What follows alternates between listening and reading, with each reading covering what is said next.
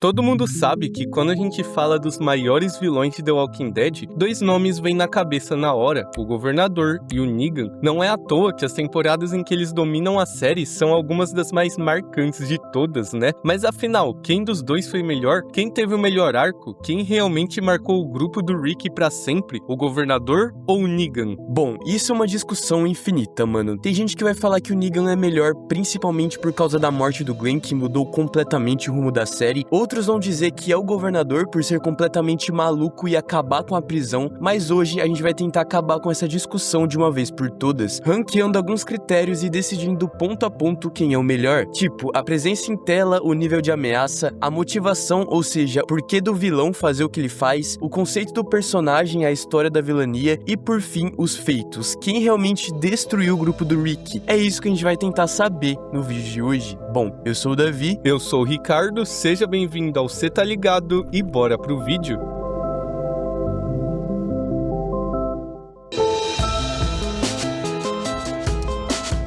Bom, começando pelo critério da ameaça, e a presença em tela do Governador é muito boa, viu? Desde a primeira vez que ele aparece, você já sente que tem alguma coisa de errado ali, mesmo ele tentando passar aquela imagem de líder tranquilo e amigo do povo, porque conforme a gente vai descobrindo quão maléfico ele realmente pode ser, essa ameaça dele em tela só cresce. A gente fica realmente com medo do que ele pode fazer, tá ligado? Toda a questão dele manter a filha dele zumbificada ainda viva, as cabeças nos aquários, são coisas que só alguém que não bate bem da cabeça faz. Ele é apresentado, cara, como um mocinho, mas depois a série revela um dos personagens mais sombrios da série. Eu acho que isso pesa muito no nível de ameaça dele, porque você nunca sabe exatamente até onde ele pode ir, e muito disso vem também da interpretação do David Morrissey, né? Ele consegue alternar perfeitamente entre esse cara calmo, carismático e um psicopata completamente brutal. Toda vez que o Governador tá em tela, você sente aquele desconforto, sabe? Você fica esperando o que ele vai fazer de ruim. Cara, a ameaça do Governador é gigante mesmo. Agora a gente parte pra ameaça do Negan, e mano, mesmo sem nem sequer aparecer em tela ainda, ele já colocava medo na gente. O Negan é construído como talvez a maior ameaça que o grupo já enfrentou até ali. O nome dele era o terror pra todo mundo que ouvia, e quando isso começa a ser tratado na série, você já começa a ficar com aquele medo, tipo, mano, quem é esse cara? Mas é quando ele finalmente entra em cena que tudo aquilo que a gente imaginava se concretiza. O episódio de aparição do Negan é pra muitos um dos melhores de The Walking Dead, porque ele chega quase como a personificação da morte pros nossos personagens. Quando ele sai daquele trailer com a Lucille na mão, começa aquele discurso, brincando, sorrindo, praticamente como um palhaço, você soa frio. Eu praticamente soei frio, porque naquele momento aquele cara é capaz de qualquer coisa, tá ligado? E quando ele mostra isso, matando os nossos personagens, é aí que ele prova tudo aquilo que diziam dele. O cara é realmente esse terror, ele é realmente a personificação da morte e com certeza a maior ameaça de The Walking Dead naquele momento. Não tem como negar que a presença do Negan é absurda e sem sombra de dúvidas ele ganha no critério de ameaça.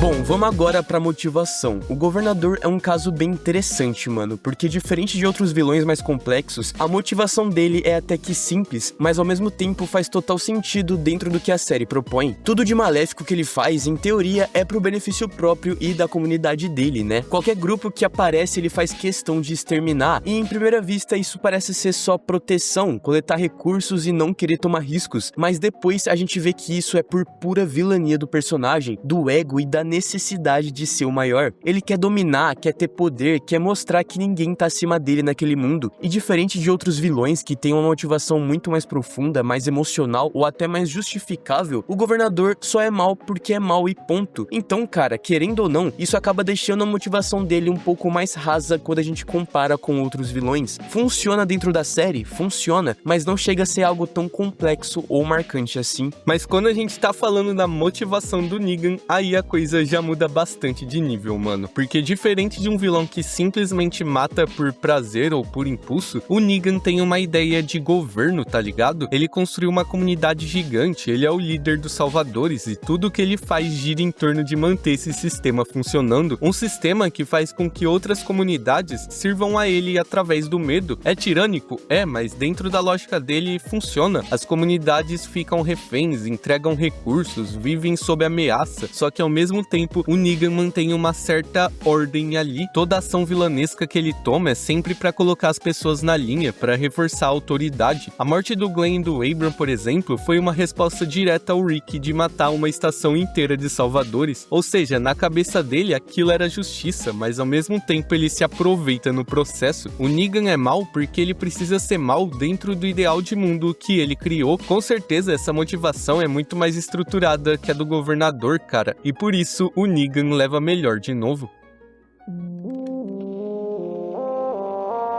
Começando então pelo governador, o conceito do personagem é muito irado, viu? Eu gosto bastante dele justamente porque ele é simplesmente um cara completamente pirado da cabeça, mano. Não tem muito mistério, não tem uma parada super elaborada. Ele é um vilão que funciona muito pela insanidade mesmo. Toda a relação dele com a filha zumbi é um ótimo exemplo disso. O cara mantém ela presa, trata ela como se ela estivesse viva ainda, conversa com ela. Tipo, é só coisa de vilão maluco mesmo. Só que ao mesmo tempo, isso fortalece demais o conceito do personagem, porque mostra o quão quebrado ele é mentalmente. O visual dele também ajuda muito, mano. O tapa-olho, a postura, a voz grave, todo esse conjunto em volta do personagem constrói uma identidade muito forte. Você bate o olho e já sabe quem é, tá ligado? Pra mim, é isso que torna ele um vilão bem marcante dentro da série. O conceito do personagem é simples, mas é muito irado. Indo agora pro conceito do Negan, e cara, pra mim esse aqui já entra como um dos melhores da série, talvez até o melhor, porque tudo que envolve o personagem é muito bem construído, desde o background até o visual e a forma como ele é apresentado. Toda aquela parada dele perder a Lucille, a sua esposa, pro câncer no meio do apocalipse, já é um ponto muito forte, porque a partir dali, ele meio que perde a sanidade. É como se aquele fosse o gatilho pro Negan soltar de vez o monstro que já existia dentro dele, mas quando ele pega um taco de beisebol, enrola com arame farpado e o batiza com o nome da sua esposa, pra mim isso é conceito puro. É muito irado, é simbólico, é pesado e acima de tudo é muito marcante.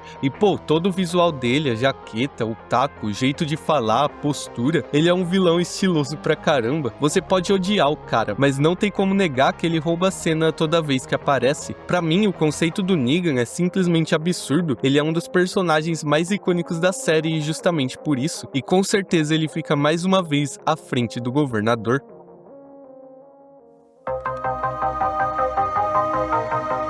Agora vamos pros feitos, mano. E o governador tem coisa pra caramba aqui, viu? Porque basicamente tudo que ele faz impacta diretamente na história da série. Começando pelo mais absurdo de todos, que é o cara simplesmente explodir a prisão. A prisão, o lugar mais seguro que eles tinham encontrado até ali. E o governador vai lá e destrói tudo, cara. Um dos maiores eventos de The Walking Dead acontece por causa dele. Isso aqui é um feito gigantesco pra esse vilão, não tem jeito. Ele também é responsável por uma das mortes mais pesadas da série, que é a do Hershel, né, cara? Naquele momento, o Hershel era um dos personagens mais queridos pro público. O cara ainda entra num grupo novo e consegue assumir a liderança logo de cara, bate de frente com o Rick no X1. Feitos não é o que falta pro governador. E cara, aqui eu não tenho o que dizer, os feitos do Negan acabam com qualquer outro vilão da série, mano. O cara simplesmente chega e mata o Glenn e o Abram da forma mais brutal já vista em The Walking Dead e na frente de todo mundo. Aquilo ali é um trauma tanto pros personagens quanto pra quem tá assistindo, tá ligado? Depois disso, ele basicamente escraviza o grupo do Rick Grimes, toma todas as armas, todos os recursos e coloca todo mundo de joelho. Tipo, o Rick que a gente conhecia até ali, confiante, simplesmente quebra. O Negan consegue desconstruir o nosso protagonista, cara. Ele explode Alexandria, explode quase todas as comunidades, né? Quando Simon tenta se voltar contra ele, o Negan vai lá e mata o cara sem pensar duas vezes. Então, assim, em questão de feitos, o Negan é absurdo, porque ele destrói comunidades inteiras por onde passa, ele domina tudo onde toca o dedo, e por isso, pra mim, ele ganha de novo em mais um quesito.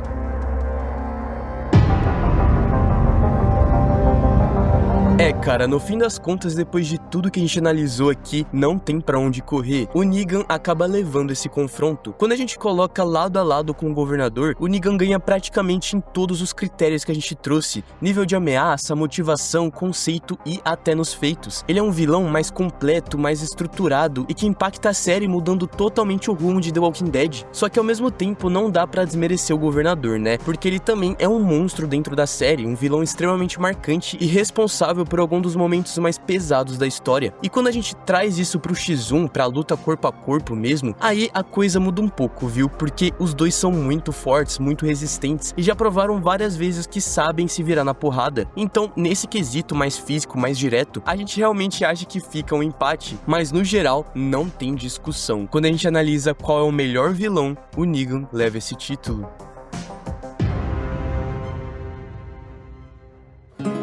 Mas esse foi o vídeo de hoje, a gente espera que você tenha gostado e se você curte o nosso canal, segue a gente no Insta que a gente tá começando a postar conteúdo por lá. E claro, se inscreve, deixa o like e hype o vídeo pra dar aquela ajudada. Exatamente, Ricardo, e comenta aí embaixo pra você, quem é o melhor personagem e quem ganharia num X1, porque a gente vai ficando por aqui. Muito obrigado você que assistiu até agora e falou! Falou, galera!